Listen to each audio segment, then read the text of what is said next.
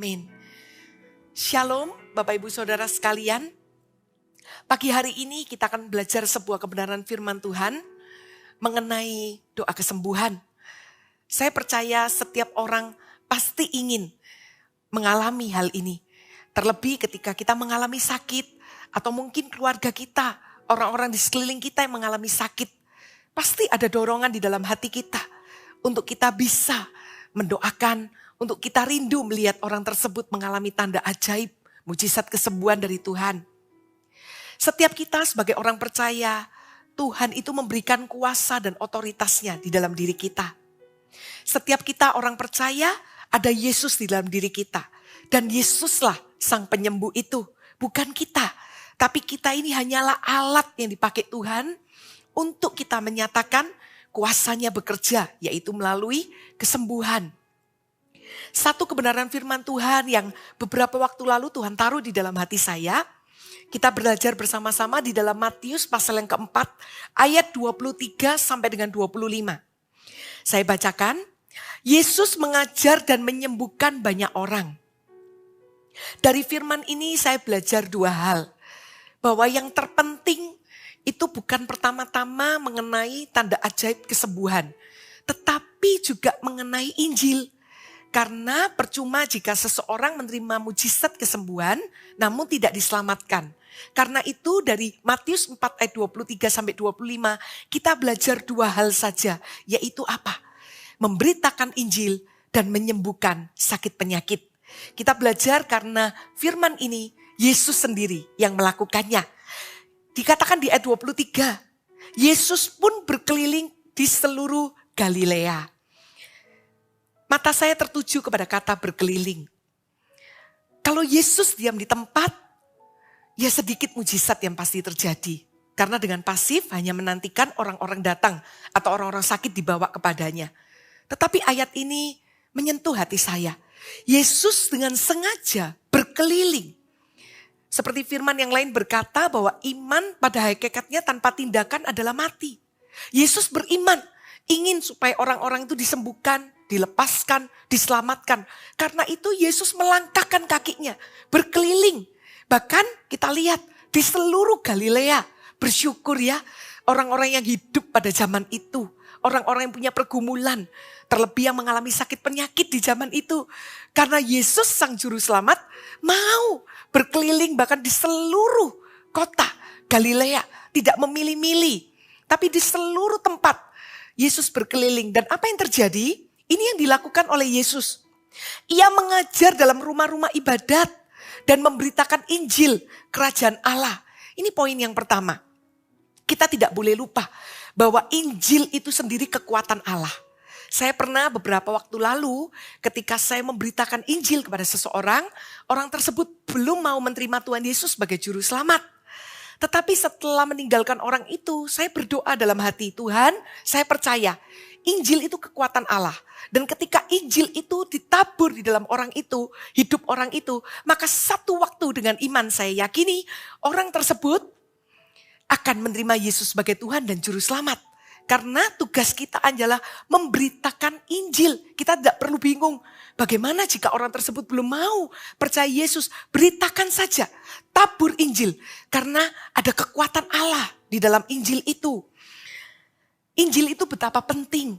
Karena tanpa seseorang mendengar Injil maka orang tersebut tidak diselamatkan. Sama seperti saya.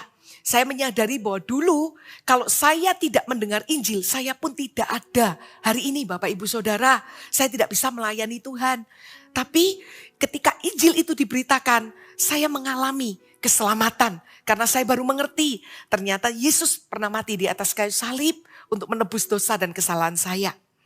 Dan bukan hanya memberitakan Injil, serta melenyapkan, nah ini yang perlu kita garis bawahi, segala penyakit dan kelemahan. Wow, sungguh luar biasa. Tidak ada penyakit yang luput pada waktu itu.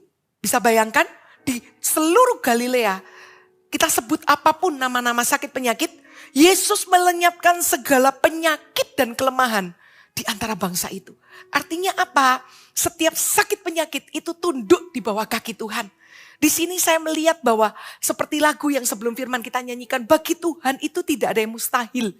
Dia sanggup melenyapkan, bukan hanya menyembuhkan, tapi melenyapkan segala penyakit dan kelemahan. Jadi hari itu terjadi sebuah kebangunan rohani di tempat itu. Bagaimana orang-orang yang sakit yang parah-parah sekalipun mungkin yang ada di tilam, di tempat tidur.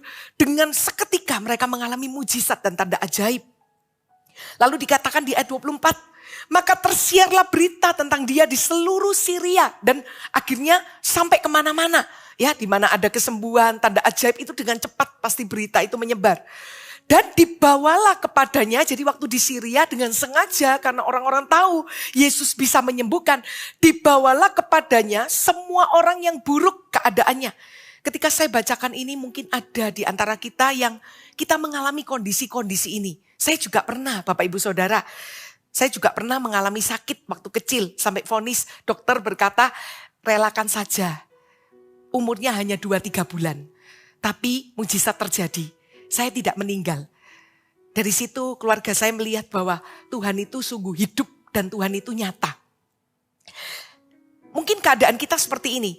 Orang-orang yang buruk keadaannya. Yang menderita berbagai penyakit dan sengsara.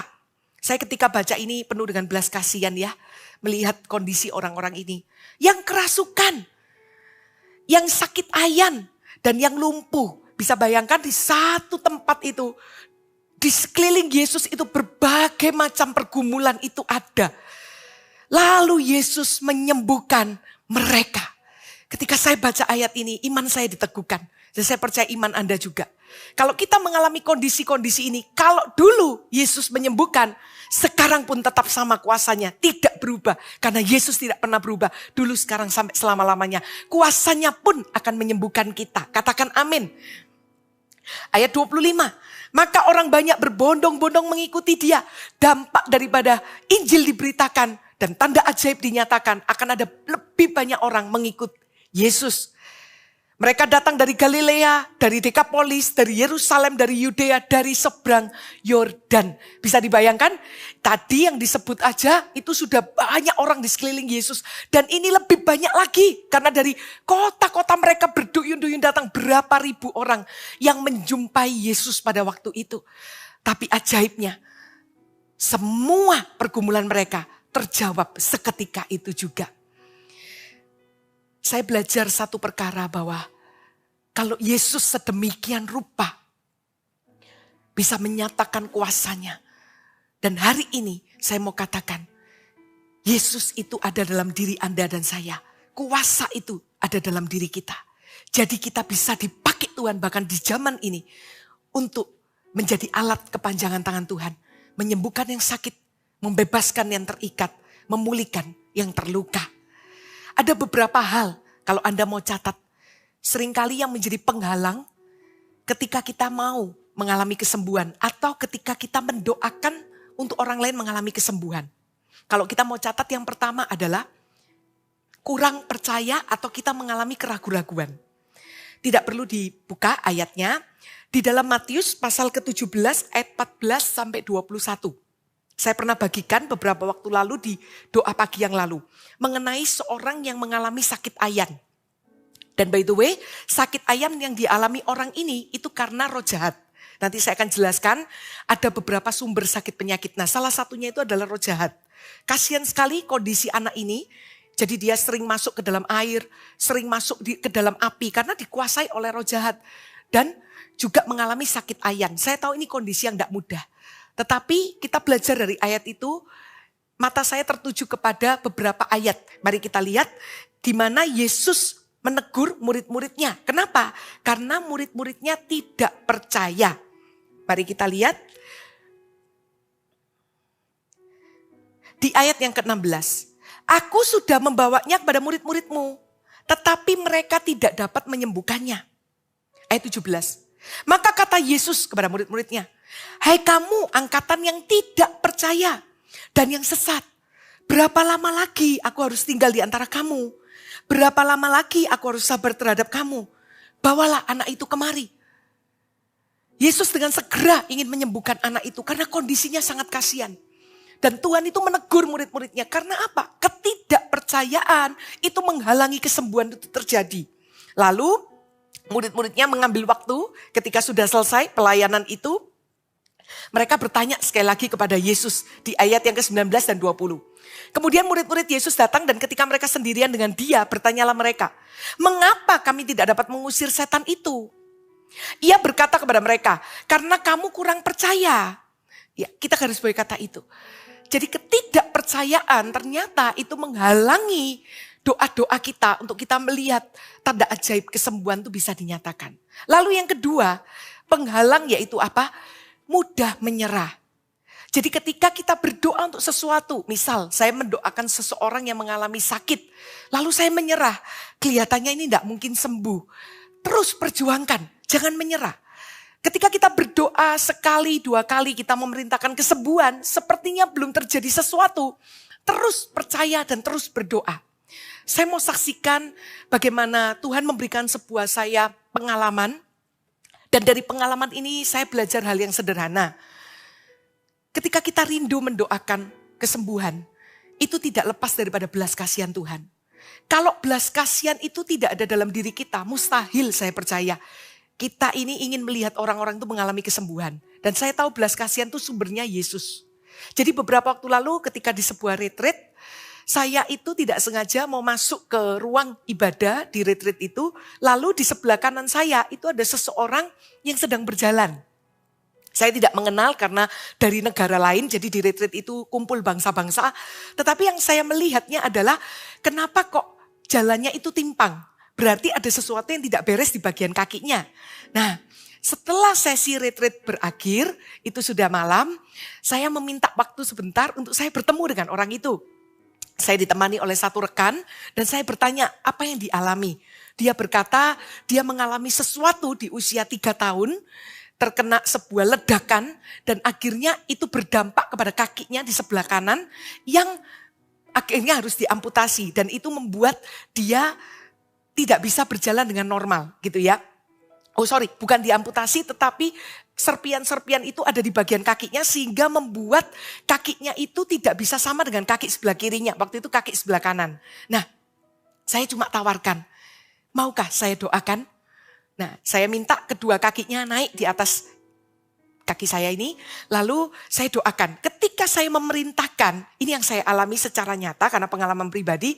Saya berkatakan dalam nama Yesus, kaki sebelah kanan aku perintahkan tumbuh sama rata seperti kaki sebelah kiri. Dalam nama Yesus perintahnya pun harus jelas. Tidak terjadi apa-apa. Ya. Dan di situ iblis itu seperti intimidasi ya, memberikan tuduhan. Tidak mungkin terjadi, mustahil gitu ya. Tapi saya pegang satu kebenaran firman. Iman itu dasar dari segala sesuatu yang belum kita lihat. Jadi saya percaya dengan iman saya sekalipun hari ini saya nggak lihat. Tapi saya beriman orang ini pasti bisa kok. Pasti kakinya akan tumbuh sama rata. Itu iman saya. Saya terus perkatakan dalam hati. Sambil saya perintahkan selama 3 kali dan tidak terjadi apa-apa. Tapi di doa terakhir itu saya mendapat sebuah penglihatan cepat sekali. Saya melihat orang ini berbaring di kasur dan tidak kebetulan kalau warna spraynya itu putih. Jadi di retreat itu kamar-kamarnya juga warna spraynya putih. Saya dilihatkan di dalam penglihatan itu kaki orang ini. Dan itu seperti Tuhan itu menarik kakinya menjadi sama rata. Ya saya sampaikan aja di akhir. Setelah selesai, besoknya saya masih bertemu dengan orang itu di acara ibadah. Tapi saya juga tidak mendoakan. Tapi ada sebuah dorongan terus. Seperti belas kasihan di hati saya. Saya harus doakan sekali lagi. Saya tidak mau menyerah. Ya udah, saya panggil lagi orang itu di tengah-tengah break. Dia bersedia. Saya minta bisa diangkat lagi kakinya. Nah, rekan saya itu bilang, ini sepertinya sudah sama rata kakinya. Saya nggak terlalu memperhatikan. Waktu itu saya sudah mau doakan, tapi saya kaget. Loh, kok sama? Nah, itu yang membuat saya pribadi terkejut. Dan saya cuma sampaikan, saya ini hanya alat. Saya cuma bilang kepada orang itu, bahwa penglihatan itu benar. Kemarin malam berarti ketika Anda tertidur, Tuhan itu menyembuhkan kaki Anda. Tuhan itu menarik kaki Anda. Ini adalah pengalaman supernatural yang tidak bisa dilakukan oleh manusia. Bahkan dokter pun terbatas, tetapi kuasa Tuhan itu sungguh ajaib, bisa memanjangkan dan menyamaratakan kaki seseorang. Dan di situ saya belajar, jangan pernah menyerah. Karena kesembuhan itu pasti terjadi. Doa pertama, doa kedua, doa ketiga belum. Terus setia, terus tekun, lakukan. Karena engkau akan melihat mujizat itu dinyatakan. Lalu yang ketiga, penghalang daripada kesembuhan itu terjadi, yaitu kita tidak bisa keluar daripada pengalaman kegagalan. Saya juga pernah di waktu yang lama ketika ada sebuah KKR kesembuhan, saya mendoakan seseorang dan tidak terjadi apa-apa. Sampai saya selesai acara itu. Ada sebuah kesedihan dalam hati saya. Saya menyadari bahwa seakan-akan kok gagal ya begitu. Tapi akhirnya saya belajar untuk cepat bangkit. Dan saya cuma berpikir satu, bahwa Tuhan itu berkuasa kok. Mungkin bukan saya yang dipakai Tuhan pada hari itu untuk melihat orang itu mengalami kesembuhan. Tapi saya tetap percaya taburan-taburan doa yang ditabur untuk orang itu tidak pernah sia-sia. Pada waktunya nanti mungkin dengan orang lain atau dengan sebuah pertemuan ibadah, orang itu bisa mengalami mujizat kesembuhan. Jadi Bapak Ibu Saudara, jangan sampai pengalaman kegagalan kita itu menghantui kita. Sehingga kita takut untuk melangkah. Kita takut untuk mendoakan orang sakit. Kita takut untuk melihat orang disembuhkan. Bahkan termasuk kita mendoakan diri kita sendiri. Lakukan. Percaya Tuhan itu memperhitungkan iman kita. Lalu yang keempat, yaitu pola pikir kita mengenai kedaulatan Tuhan. Jadi kita berpikir bahwa ya semuanya itu memang kedaulatan Tuhan. Jadi gak perlu terlalu berusaha gimana. Ya kalau memang orang itu sembuh ya sembuh, kalau tidak ya tidak. Memang benar, semua atas kedaulatan Tuhan. Tapi ada satu perkataan hamba Tuhan yang saya pegang. Jadi ketika saya diminta mendoakan orang sakit, bahkan yang sudah di ICU, yang parah gitu, yang seakan-akan secara medis itu usianya gak panjang gitu ya. Tapi saya ingat perkataan hamba Tuhan ini berkata, selama orang itu masih bernafas, doakan kesembuhan. Dan itu yang saya pegang. Jadi saya tetap mendoakan untuk kesembuhan. Meski segala sesuatu tetap dalam daulat Tuhan. Namun saya berjuang di dalam iman bersama dengan orang tersebut untuk meminta kesembuhan itu terjadi. Nah, ada beberapa sumber daripada sakit penyakit. Saya singkat aja. Bisa dari roh jahat. Seperti yang tadi, anak yang sakit ayan itu dikuasai oleh roh jahat dan akhirnya mengalami sakit itu. Dan kalau Anda baca di Matius 17 tadi, ketika Yesus menegur roh jahat itu pergi, langsung sakit ayannya itu sembuh. Jadi ada sumber-sumber penyakit itu yang karena roh jahat. Lalu juga ada yang kedua yaitu karena hati dan jiwa. Jadi ada dosa, kesalahan yang tidak pernah dibereskan. Karena itu menjadi sumber daripada sakit penyakit. Lalu juga yang berikutnya kekhawatiran, ketakutan yang berlebihan itu menjadi sumber daripada penyakit. Pernah ya saya mendoakan seseorang, dia sendiri menyadari seperti ini. Sebenarnya saya ini gak ada sakit, tapi saya ini orangnya selalu khawatir. Sampai satu titik kekhawatiran itu menekan jiwanya dan dia bisa merasa bahwa di tubuhnya itu seperti sakit semua. Dia coba check up, biasanya orang check up 1 tahun 1 kali, dia berkali-kali, tapi memang tidak ditemukan penyakit. Dan pada saat itu saya cuma berkata, ada kekhawatiran yang begitu besar dalam dirimu. Kamu harus mau melepaskan kekhawatiran itu, percaya kepada Yesus. Dan puji Tuhan, kasih karunia Tuhan, orang tersebut mengalami kelepasan, dia mengalami pemulihan, karena dia mau untuk menanggalkan kekhawatiran, ketakutan yang besar yang selama ini menghantui dia. Dan tidak pernah dilayani lagi. Artinya apa? Karena memang sesungguhnya orang tersebut sehat, gak ada sakit penyakit. Tapi kekhawatiran, ketakutan yang berlebihan itu bisa menyebabkan sakit penyakit. Lalu sumber penyakit yang ketiga yaitu kelemahan tubuh atau gangguan fisik. Itu bisa menjadi sumber sakit penyakit dan selalu bisa ada solusinya. Ya kita berarti harus menerapkan hidup pola yang sehat. Jadi kalau memang itu kelemahan tubuh atau gangguan fisik kita bisa ya mengaturnya. Selain kita berdoa minta kesembuhan, tapi kita bisa mengubah pola hidup kita juga. Karena saya percaya bahwa setiap kita rindu pasti untuk mengalami kesehatan ilahi. Karena kita rindu bisa terus berjalan menikmati kehidupan yang Tuhan berikan. Nah, saya tutup, saya akhiri dengan beberapa cara mendoakan sakit penyakit. Ini pun saya pernah praktekkan buat saya sendiri. Yang pertama kita belajar dari ibu mertua Petrus yang sakit demam. Kita buka yuk di dalam Matius 8 ayat 14 sampai 15. Yesus menyembuhkan ibu mertua Simon Petrus dan orang-orang lain. Kemudian ia meninggalkan rumah ibadat itu dan pergi ke rumah Simon. Adapun ibu mertua Simon demam keras. Dan mereka meminta kepada Yesus supaya menolong dia. Demam keras. Kadang kan orang berpikir yang butuh kesembuhan itu yang parah-parah gitu kan ya. Sakit-sakit tertentu yang kita tahu medis nyatakan itu parah.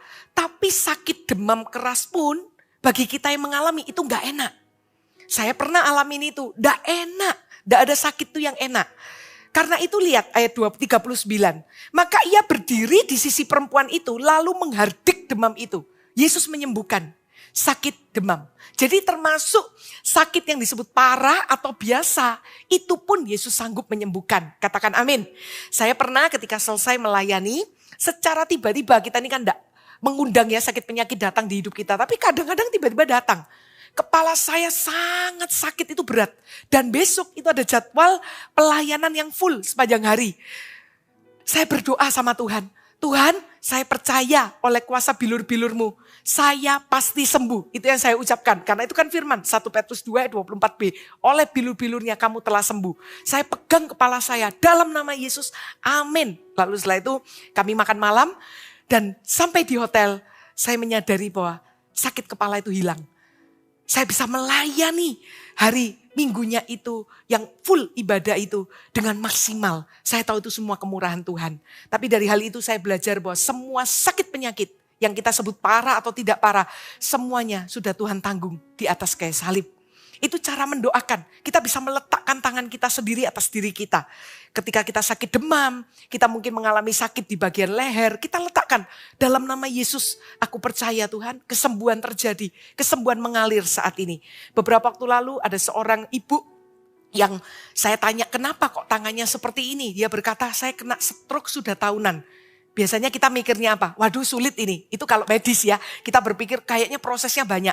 Tapi saya ingat firman Tuhan katakan tidak ada yang mustahil bagi Tuhan. Sebab segala sesuatu mungkin bagi Allah. Ya udah kita doakan, puji Tuhan. Dia berkata sudah bisa buka. Itu bukan saya mendoakan, orang lain. Ya, dia bisa buka. Tapi ada satu, tangannya itu belum bisa naik ke atas. Jadi sakit sekali kalau diangkat. Saya cuma perkatakan demikian karena saya tidak bisa ketemu orang ini lagi. Karena dia akan pindah tempat. Saya cuma pesan setiap hari ya, katakan dengan iman. Tapi juga dengan tindakan sambil diangkat pelan-pelan. Dalam nama Yesus aku sembuh. Dalam nama Yesus aku sembuh. Dan apa yang terjadi beberapa waktu kemudian tidak saya sangka saya diundang anaknya datang ke rumahnya. Dan saya melihat dengan mata kepala saya sendiri bagaimana mamanya itu mengalami kesembuhan yang sempurna. Jadi tangannya sudah bisa diangkat dan diputar-putar. Karena setiap pagi sambil dia melakukan jalan pagi, dia selalu perkatakan, dalam nama Yesus aku sudah sembuh. Dalam nama Yesus aku sudah sembuh. Jadi dia berdoa, memperkatakan dan meletakkan tangannya sendiri atas bagian tubuhnya yang sakit. Lalu contoh yang kedua, macam-macam cara untuk kita berdoa bagi sakit penyakit. Kita belajar yuk di dalam Markus 9 ayat 25 sampai 27. Markus 9 ayat 25 sampai 27 di mana Yesus menyembuhkan orang yang bisu tuli. Nah, ini juga menjadi sebuah arahan dalam hidup saya bagaimana mendoakan orang yang mengalami sakit bisu dan tuli. Demikianlah, ketika Yesus melihat orang banyak makin datang berkerumun, ia menegur roh jahat itu dengan keras katanya, "Hai, kau roh yang menyebabkan orang yang menjadi bisu dan tuli, aku memerintahkan engkau, keluarlah daripada anak ini. Dan jangan memasukinya lagi." Lalu keluarlah roh itu sambil berteriak dan menggoncang-goncang anak itu dengan hebatnya. Anak itu kelihatannya seperti orang mati sehingga banyak orang yang berkata ia sudah mati. Tetapi Yesus memegang tangan anak itu dan membangunkannya. Lalu ia bangkit sendiri. Ada penyakit yang memang disebabkan yang tadi saya katakan oleh roh jahat. Kita harus menghardiknya dengan sebuah kalimat yang jelas. Kalau perintah kita tidak jelas, ya bingung. Kita bingung, roh jahat juga bingung gitu ya. Jadi kita harus menghardik dengan kalimat yang jelas. Di sini Yesus sangat jelas berkata, aku memerintahkan kau keluarlah daripada anak ini dan jangan memasukinya lagi. Ada sakit penyakit yang oleh karena roh jahat kita harus menghardik dan memerintahkan roh jahat itu pergi dengan perintah yang jelas. Tapi jikalau bukan karena roh jahat, memang karena sakit penyakit, Maka kita berdoa untuk kesembuhan daripada sakitnya tersebut. Dan contoh yang terakhir, mendoakan orang yang mengalami sakit lumpuh. Saya kenapa membahas beberapa poin ini aja, karena ini pengalaman daripada saya yang Tuhan izinkan saya alami. Saya pernah mendoakan seseorang yang sakit lumpuh, di kursi roda ketika datang, ada juga yang memakai tongkat, yang dia katakan sudah lama gak bisa jalan. Tapi ya harus dengan iman. Sambil kita doakan, kita minta, Pak, Bu, bolehkah berdiri sebentar? Kita jalan yuk. Saya juga tidak membawa jalan yang sangat panjang ya. Singkat aja cuman di depan gitu. Kembali gitu kan. Lalu kita nyanyi sebuah pujian. Jalan serta Yesus, jalan sertanya setiap hari. Dia semakin kuat kakinya. Dia semakin kuat. Dia semakin kuat. Ya, dari situ saya belajar bahwa Tuhan itu menyembuhkan dengan sangat mudah. Dan bukan hanya itu, kita perlu kerja tim juga. Jadi tim yang saya ajak untuk mendoakan itu juga menjadi bergairah. Oleh karena apa? Kita melihat dengan cepat orang yang tadi berkata gak mungkin karena sudah bertahun-tahun. Tapi bisa, akhirnya jalan, benar-benar jalan serta Yesus seperti pujian tersebut dan mengalami kesembuhan. Nah kita belajar ya, ini yang ayat terakhir, Kisah Para Rasul 9 ayat 34. Yesus menyembuhkan orang yang lumpuh. Demikian firman Tuhan. Kata Petrus kepadanya, Eneas, Yesus Kristus menyembuhkan engkau. Bangunlah dan bereskanlah tempat tidurmu. Seketika itu juga bangunlah orang itu. Jadi dari sini kita belajar bahwa ini bukan karena roh jahat, tapi karena memang sakit yang dialami oleh seseorang yang bernama Eneas. Dan Petrus memakai nama siapa? Nama yang berkuasa. Nama Yesus. Yesus menyembuhkan kau. Bangun, bereskan tempat tidurmu. Dan seperti itu dia melakukannya dan dia bangkit, dia bisa berjalan. Bapak Ibu Saudara, mari kita lakukan ini sama-sama. Ketika kita mengalami sakit, bukan tentang siapa hamba Tuhan yang mendoakan. Tetapi kita sendiri punya kuasa. Kita bisa meletakkan tangan atas diri kita sendiri dan mujizat itu pasti terjadi. Dan ketika kita lihat orang mengalami sakit, kita pun bisa mempraktekkan firman singkat ini untuk kita mendoakan orang tersebut mengalami kesembuhan. Mari sama-sama kita angkat pujian ini. Kita minta sukacita Tuhan memenuhi kita. Thank you Lord.